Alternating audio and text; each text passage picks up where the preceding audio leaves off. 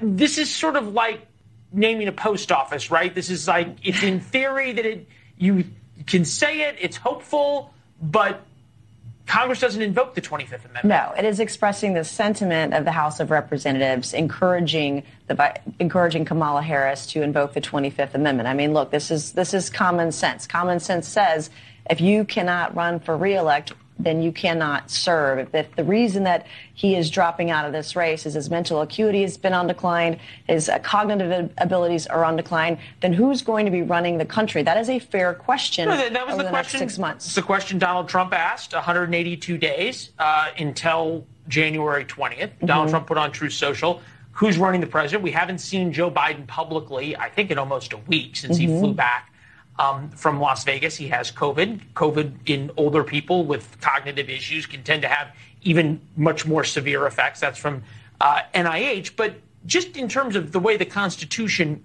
works, the 25th Amendment says allows the vice president, along with the majority of the president's cabinet or Congress, to decide if the president is unable to perform their duties. Fine.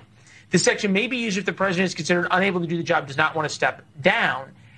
The issue, though, is once you invoke the 25th Amendment, it is the president himself who then certifies that he is able to retake the powers of the presidency. So how would that work? Well, it's very difficult to do, number one, but we should be consistent in applying his ability to lead. If he's dropping out because he's on diminished and a decline in his health and his mental acuity, he is not running the country. And the American people, and Kamala Harris should step in. She should step in. All right. So let's just assume that somehow Kamala Harris has a coup, for lack of a better term, and Joe Biden is I think removed. She just had one yesterday. Okay, well, some may agree with that.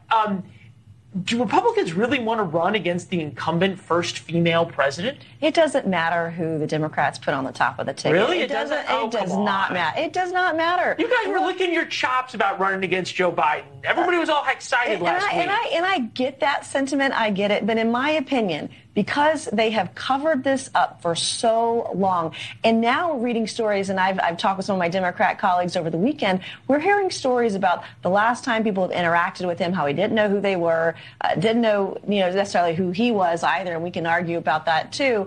But he doesn't know what's going on. I think it's fair to say if you're not cognitively able to run for re-election, you're not cognitively able to run the country. And that is the question on the table. That, to be consistent, she should absolutely invoke the 25th Amendment, and that's why I'm going to file that resolution in just a few hours. And when do we get the results of the vote? Well, it depends on whether or not it can be a privileged motion. We don't know yet. I'm going to be talking to the parliamentarian when they come into the Capitol today. All right, so we have Calvin Coolidge already this hour discussed, and now the parliamentarian already on a Monday morning. Congressman, it is good to see you. Thank you.